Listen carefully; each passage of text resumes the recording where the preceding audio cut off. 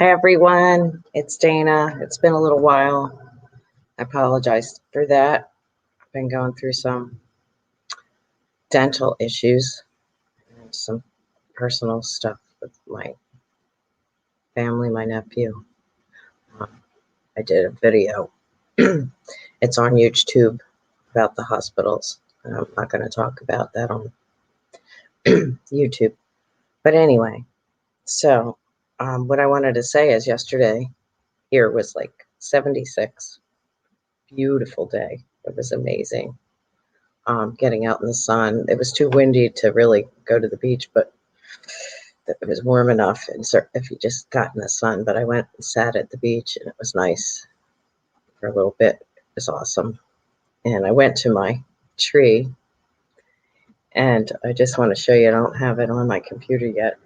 Somebody put 5 Qs with a Sharpie on my tree. I thought that was so funny. I didn't know there was anybody in Delaware near me that was awake. But what I wanted to do is I have a couple videos for you. I have a couple really cool things to keep your vibrations high and lift your spirits. So I'm going to share. This is my 5th video, by the way. So I did 4 of them last night, and I forgot to hit share audio. So this is the learning process. What can you do? So bear with me. So let me share the screen.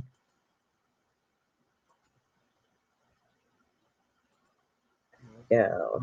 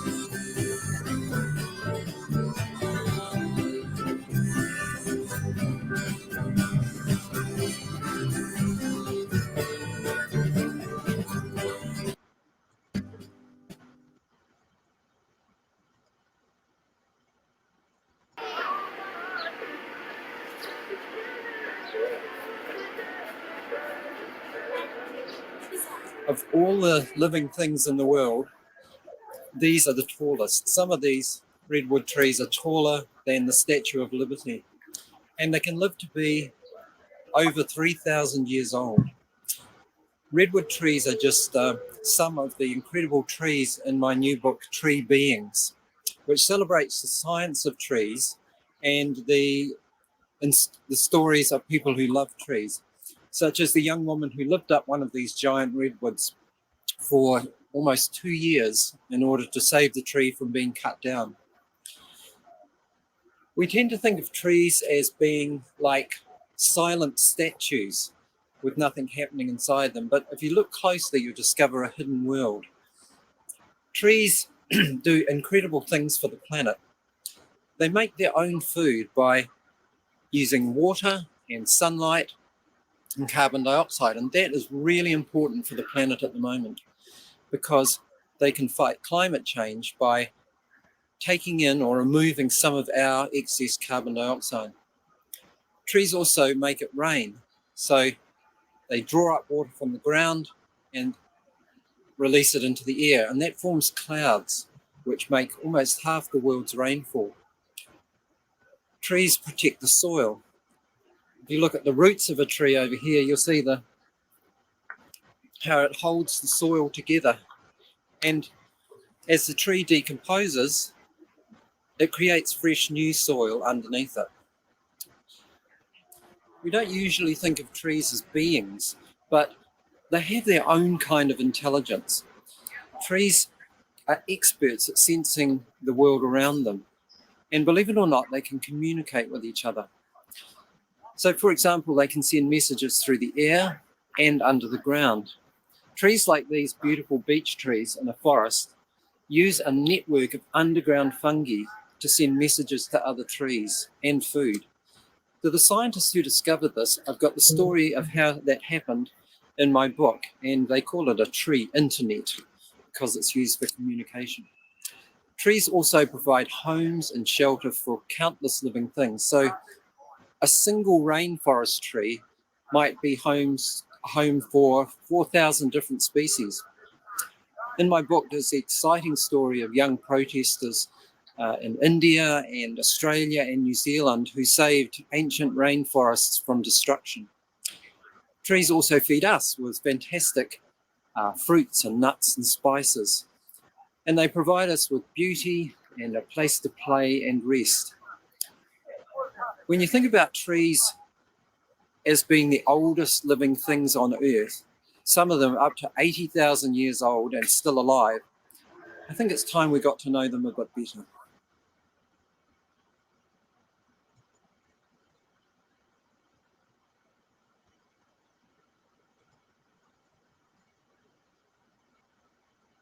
Okay, I just want to point out a couple of tree beings that have stayed with me through this last year when I first saw them.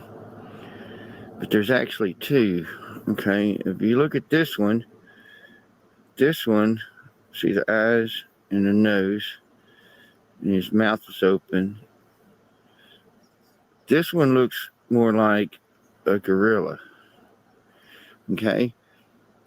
Now this one here, actually, this looks like a fro right now, but in my camera.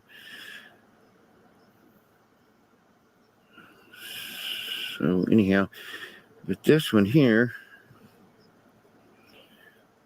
I'll get you closer. You can see it's like they talk to each other. It's like, here's his chin. Okay, my phone keeps messing up. I'm trying to point out and look at my phone and see exactly where I'm at. Because I'm seeing two different ones here. Okay, I'm going to just show the small one I see. This is a small one. See, here's the hair. This would be an eye. Here's a nose. Here's his mouth. Here's his beard coming around. His beard's coming around. Here's his hair. Okay.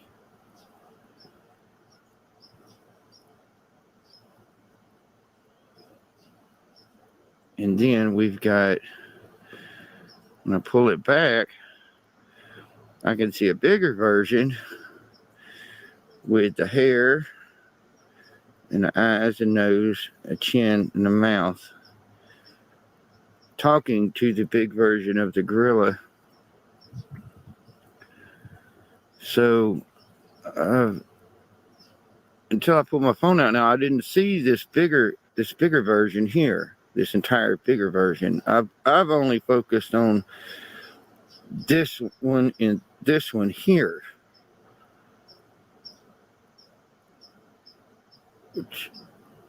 And see, then I pull it in, and you can see the guy with the nose. His nose comes to my finger. I see perfectly. Basically, the green face, the beard is in hair is brown right now, along with the eyeball is brown, which is really cool. So this is a really good time. And see, you see the smaller face here. You see the chin, the mouth, and the nose, and the eyes on that also. So I've got four. I've got a small and a small talking to each other. Can you see that? Here's the eyeball. Here's my finger. The eyeball is right in there. Okay? And this is what I see all the time. All the time. And I pull it back, and there's a big version and a big version. And this looks like somebody's yelling here. This is a third one. It looks like it's maybe trying to state its opinion right there in the middle. I see a face right here. See that? That was kind of trippy looking because it looks like it's got teeth. So that's 5 that I see on the beams. All right. Love y'all. That's all. Okay, I have I had parsley 2 years ago out on my deck, and it was the end of the summer, and these little guys were all over it, eating it. Here's another picture. They're all hidden in here. There were a lot of them, and I didn't realize what they were at the time, and I kept taking them off the plant. So I looked it up, and they're black swallowtail caterpillars. So I took a laundry basket, brought the whole plant in. I've got some sticks, and here's one of the close-ups of a chrysalis inside the net. Then I bought a butterfly cage, and I bought this little feeder here for nectar. And it's hard to see in this picture, but I have a close-up of, there was 13 of them. So here's a close-up. You can see one here, one here. There's one hidden over here. There's another picture. They're all hidden in there. They were hard to find. They really disguise themselves. They fit right in with everything. And this was my first butterfly that was born. I named her Barbara after my mom. You have to, so when they're born, so here's another chrysalis, and inside when it was first born. When they're first born, they're wet, so you have to wait. I think it's 48 to 72 hours before you release them till their wings dry. And then I put the nectar, and they did eat the nectar. So it was really, really cool. Here's another picture here. This one is just about to come out. You can see how much it changed from the other ones when they were real hard and dry. And then I put it on my orchid for the whole day before I left to go to my cousins, and they were all born separate, like not all at once. I was expecting them all to be born at once, but they were each born at their own special time. We named them and we let them go. My second one was born in my aunt's driveway.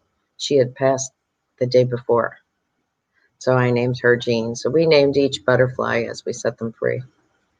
It was really cool.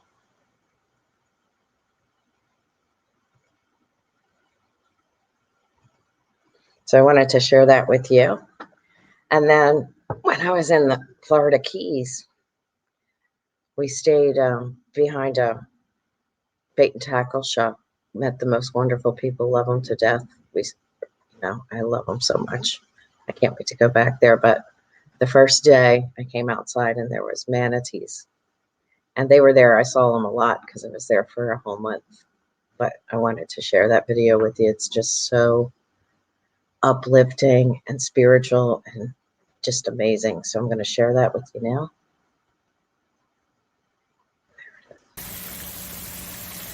Oh.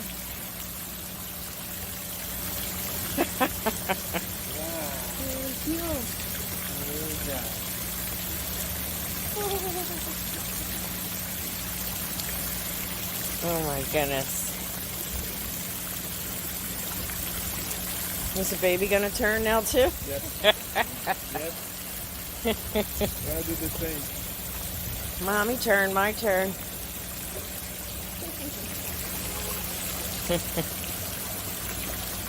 My sister said I take terrible videos. I think that's a pretty good video. I do too. Oh, there, look at her.